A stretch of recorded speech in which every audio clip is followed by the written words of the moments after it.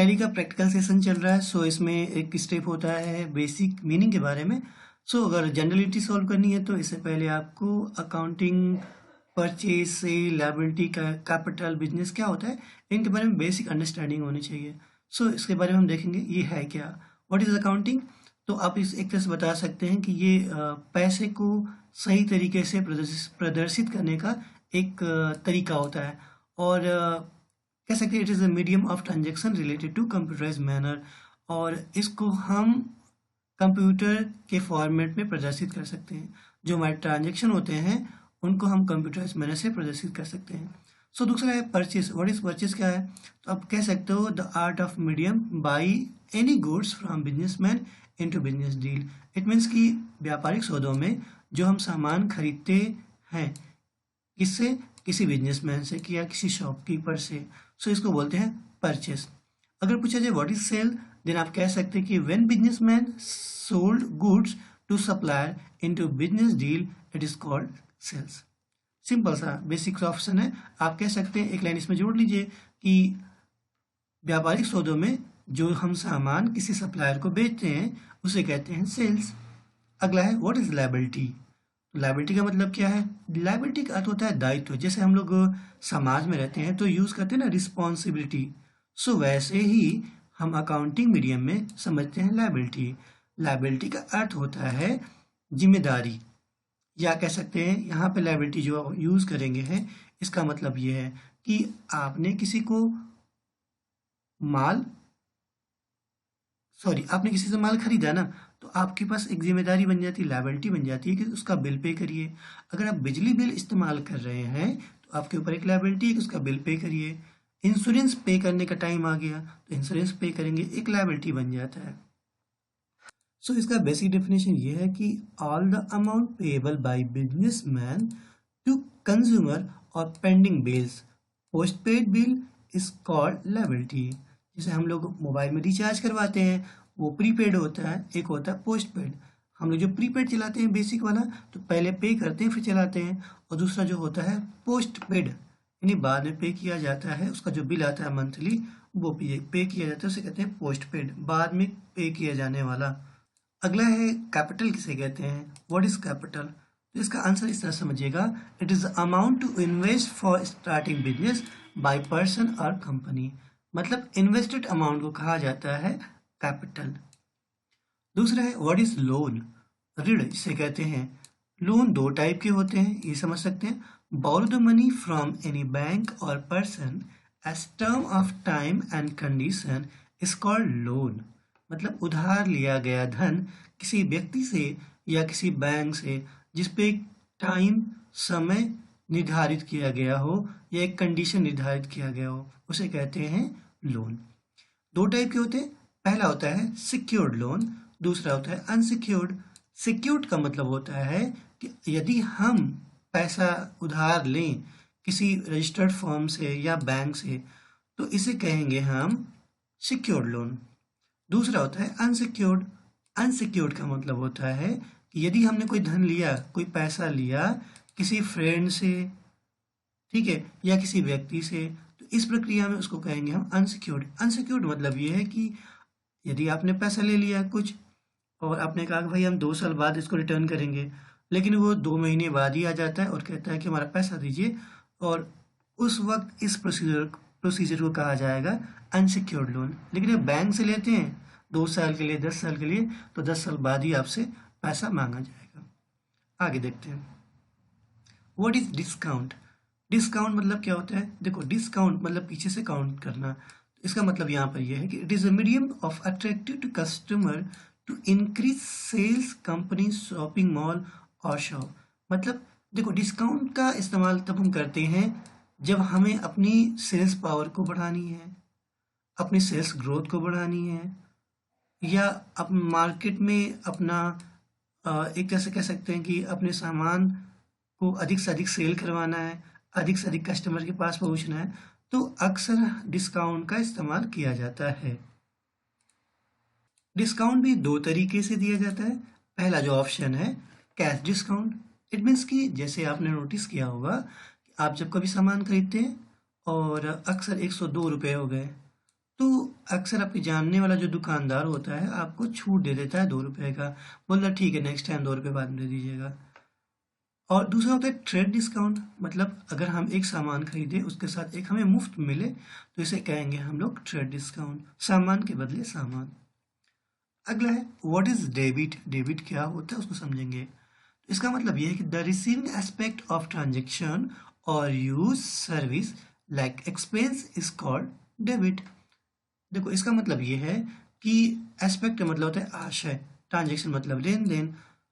यदि हम कोई रिसीव करने, मतलब ये है कि रिसीविंग वाला हो गया, कोई अगर काम करते हैं, ट्रांजेक्शन करते हैं, कोई सर्विस रिसीव करते हैं, या हम कोई सर्विस या एक्सपेंस रिसीव करते हैं, तो इसे कहते हैं हम लोग डेबिट। दूसरा है क्रेडिट। क्रेडिट का मतलब ये होता है गिविंग एस्पेक्ट है। तो इसका जस्ट अपोजिट आप समझ सकते हैं कि डेबिट का इस्तेमाल रिसीविंग एस्पेक्ट के लिए किया जाता है और क्रेडिट का इस्तेमाल किया जाता है गिविंग एस्पेक्ट के लिए। ठीक है, आगे देखते हैं। अगला हमारे पास है डेब्टर। क्या होता है डेब्टर एंड क्रेडिटर। तो डेब्टर का मतलब ये होता है कि एक व्यक्ति होगा, एक बिजनेसमैन होगा या एक कंपनी होगा, उसको कहते हैं हम लोग डेब्टर। मतलब it is a receiver person who accept amount और गुड्स रिलेटेड टू बिजनेसमैन और कंपनी। दूसरा ऑप्शन है क्रेडिटर। क्रेडिटर का मतलब ये होता है it is a giver person who distribute amount और गुड्स रिलेटेड टू बिजनेसमैन और कंपनी। मतलब वो व्यक्ति, वो कंपनी जो पैसे देता है या सामान को देता है, उसे कहते हैं हम लोग क्रेडिटर। देखो अब डेब्टर क्रेडिटर में ऐसे समझो आपकी, अगर जब हम किसी से माल परचेस करते हैं ना, तो अगला बंदा क्या होता है, वो गिवर होता है। अगर किसी को माल हम सेल करते हैं, ठीक है, तो अगला बंदा क्या होता है, वो रिसीवर कहलाता है। इस तरह से कह सकते हैं डेब्टर एंड क्रेडिटर, समझ में आ जाएगा। अगला देखते हैं। अगर पूछे थे व्हाट इज कैश, तो कैश का मतलब कैश होता है, आपका आंसर यही होगा, लेकिन यहाँ पे आप इसको सही तरीके से बता सकते हैं। इसको हिंदी में कहा जाता है नगद, याद रखिएगा। और कह सकते हैं it is a medium of transaction related to business. मतलब एक मीडियम होता है, एक माध्यम होता है व्यापार करने का। कैश एक माध्यम होता है व्यापार करने का, ऐसा बता सकते हैं। और अगला है व्हाट इज बिजनेस। अगर बिजनेस की बात की जाए तो आप कह सकते हैं कि कोई भी कार्य किया जाता है फायदे की दृष्टि से, लेकिन उसमें हानि भी हो सकती है, जिसे आपने इंग्लिश में देखा any work done for profit but it can be losses is called business. चलिए देखा जाए, अगर पूछा जाए व्हाट इज एसेट्स, तो एसेट्स का डेफिनेशन कैसे लिखेंगे, तो आप बता सकते हैं कि एसेट्स क्या होता है। जैसे आपने जाना कि कैपिटल क्या होता है, तो कैपिटल को के लिए आपने बताया कि इन्वेस्टेड मनी को बोला जाता है कैपिटल। ठीक वैसे ही हमें मालूम होना चाहिए कि एसेट्स क्या होता है। तो कह सकते हैं कि an assets is any resource of value that own by individual, a company और a government with expectation that it will provide an economic benefit. मतलब ये कह सकते हैं कि जो हमारे पास एसेट्स होता है वो एक रिसोर्स के रूप में काम आता है, एक वैल्यू के रूप में काम आता है किसी व्यक्ति विशेष के या किसी बिजनेसमैन के और या किसी गवर्नमेंट बॉडी के रूप में, जो हमें इकोनॉमिक बेनिफिट प्रोवाइड करती है। और इसको ऐसे समझ सकते हैं कि जो हमारे पास एसेट्स होगा और कैपिटल क्या होगा, दोनों में फ़र्क थोड़ा सा होगा। जैसे हम ये कह सकते हैं कि हमारे पास एक कंपनी है, हमने एक कंपनी ओपन किया, उसमें जो अमाउंट लगा दिया उसे कहेंगे हम लोग invested money. Invested money like a capital, ठीक है। और एसेट्स की बात की जाए तो एसेट्स के लिए कह सकते हैं कि ओवरऑल आपके पास घर कितना है, आपके पास ज़मीन कितना है, टोटल मिला करके उस पूरी पूंजी को कहा जाता है एसेट्स। ये होते हैं बेसिकली दो टाइप के, एक होता है फिक्स एसेट्स, दूसरा होता है करेंट एसेट्स। फिक्स एसेट्स का मतलब यहाँ पर ये होता है कि ऐसा कोई भी एसेट जिसकी जो टर्म लाइफ है वो 1 साल से अधिक की होगी, उन्हें कहा जाएगा फिक्स एसेट्स। और ऐसा कोई एसेट्स जिसकी जो टर्म ऑफ लाइफ होगी वो 1 साल से कम होगा, उन्हें कहेंगे करेंट एसेट्स। इसके बाद हम समझेंगे काइंड ऑफ एसेट्स क्या है। काइंड ऑफ एसेट मतलब प्रकार ये भी है। टेंजिबल एसेट्स, इनटेंजिबल एसेट्स, दिखाई देने वाली संपत्ति और न दिखाई देने वाली संपत्ति। तो इसमें न दिखाई देने वाली संपत्ति कौन सी है उसको समझेंगे। दृश्यमान हिंदी में कहा जाता है दृश्यमान संपत्ति। और अदृश्यमान, तो दिखाई देने वाली संपत्ति बहुत सारी हमारे पास है, भूमि है, भूमि को बोलते हैं लैंड, बिल्डिंग है, फर्नीचर वगैरह वगैरह।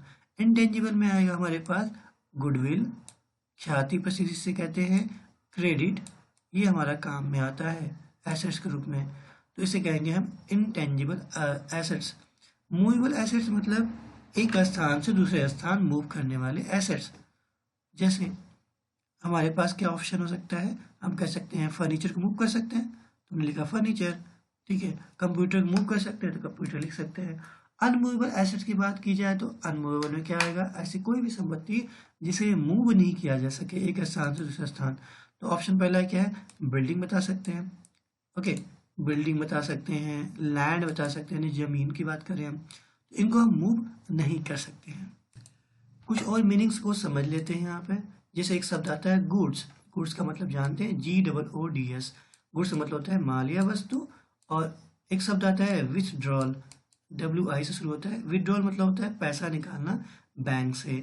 इसके बाद एक शब्द आता है ड्राइंग, ड्राइंग मतलब होता है पैसा निकालना कैपिटल से। और एक शब्द आता है परचेस रिटर्न, मतलब जो आपने खरीदा उसको वापस करना। और इसके साथ एक और शब्द आता है कैश मेमो, कैश का मेमो का मतलब होता है रसीद। और एक शब्द आता है लेजर, लेजर का अर्थ होता है बही खाता। एक शब्द आता है इन्वेंट्री, तो इन्वेंट्री का मतलब होता है वस्तुओं की सूची। इस सेशन में इतना ही, मिलते हैं नेक्स्ट सेशन में जिसमें हम डिस्कस करेंगे अकाउंट्स के बारे में, जो पूरे टैली का बेस पॉइंट है, उसी के आधार पर पूरे टैली के क्वेश्चन को सॉल्व किया जाता है, जिनमें आप पढ़ेंगे रियल, पर्सनल, नॉमिनल, इनके रूल को समझेंगे, इनके एग्जाम्पल को समझेंगे और कुछ क्वेश्चन भी सॉल्व करके देखेंगे।